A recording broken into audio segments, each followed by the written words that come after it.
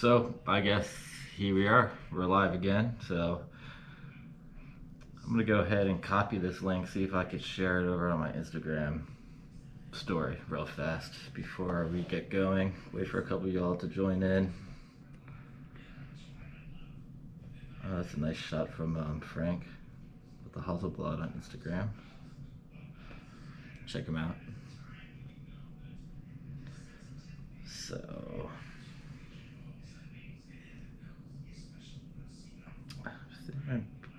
is there a way to share links on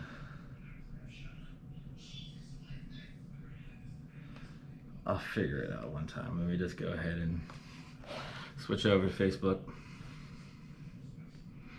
See anyone's watching. We got 5 people. Cool. So today is got my camera bag. I'm gonna be talking about what's in it. It changes every single day. So there's endless opportunities for me to talk about what's in my bag.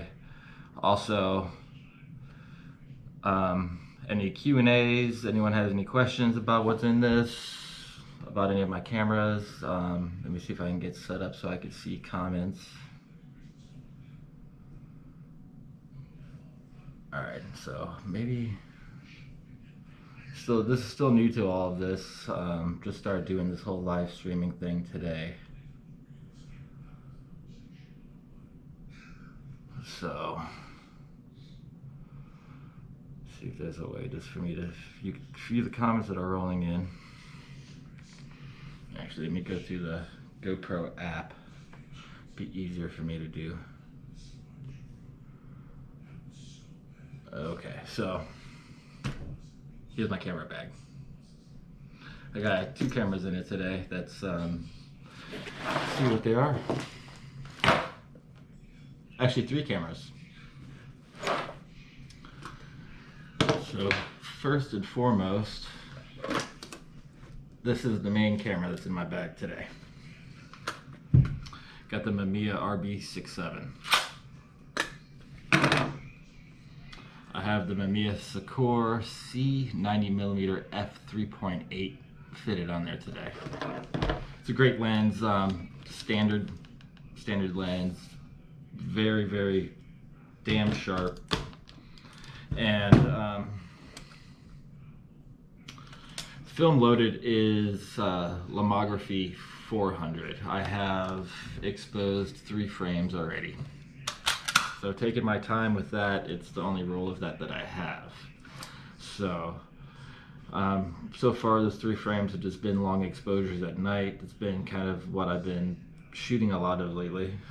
So everything always switches up. I've been doing a lot of color long exposures at night. And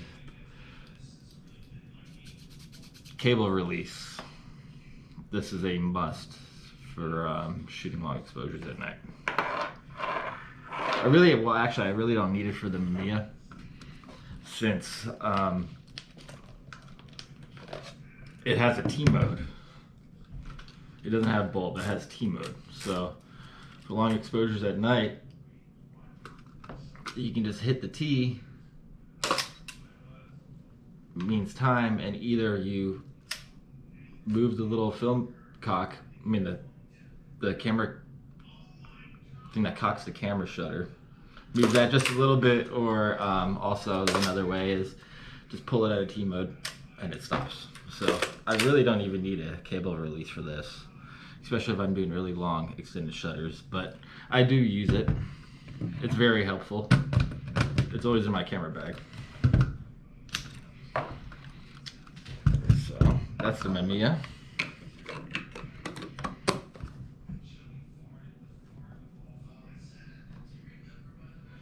Also, next up is a little Nikon. We have the Nikon FG. Multiple lenses for it. So, actually I have 3 lenses, Nikon lenses today for it. So I'm going to talk about those. But the FG is Nikon's smallest SLR ever made. So since I'm focusing on shooting on what I have with the Mamiya, the little tiny FG is just perfect to throw in the bag with a couple lenses. It doesn't take up too much space and it's very light.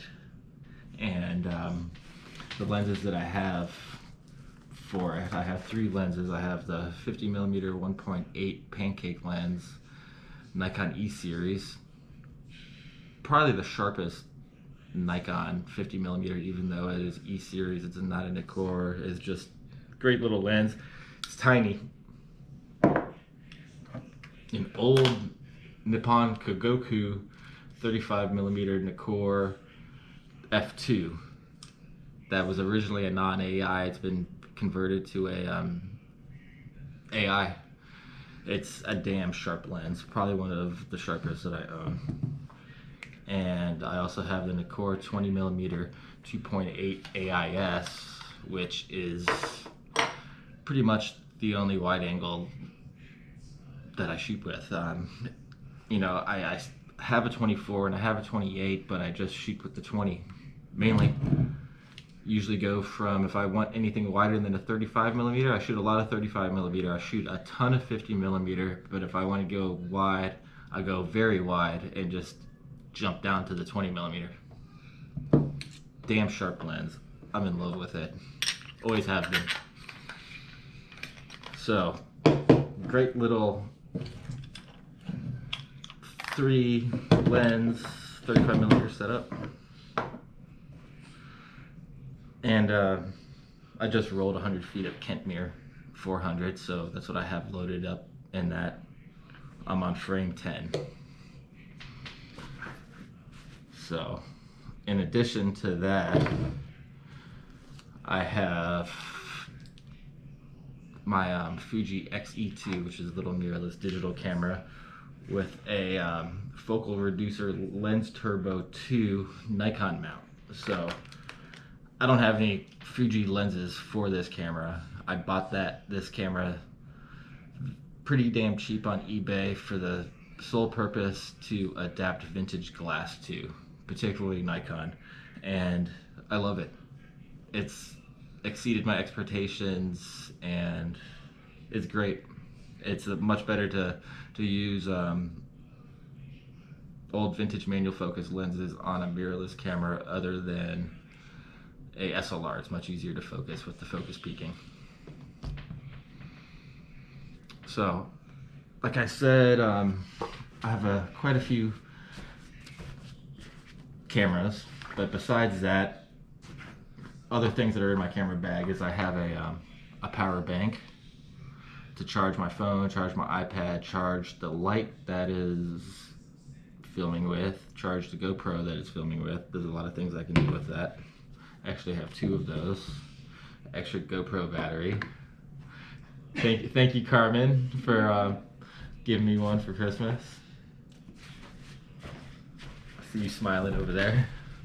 Also, a few more things that are in my bag before we wrap this up is camera strap, microfiber cloth,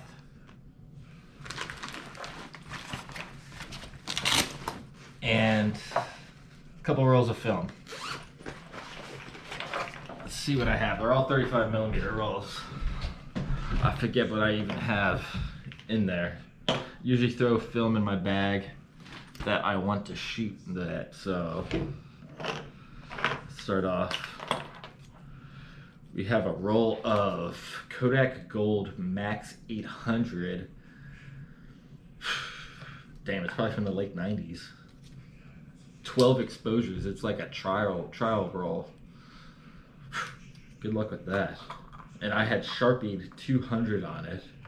I guess so. It's probably at least 20 years old.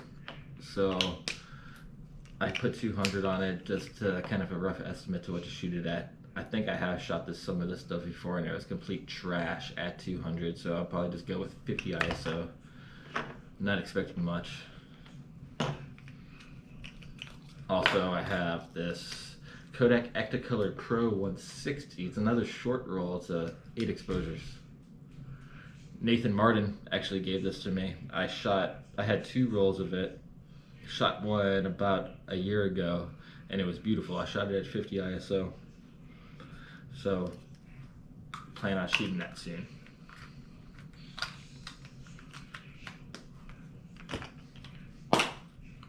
And Delta 3200. Cool. Been wanting to shoot that too. Go low light handheld, gritty black and whites. So yeah, that's what I got today.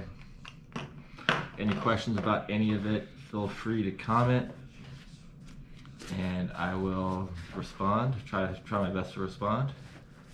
And I hope you liked it. And y'all have a good day. Thank you for tuning in.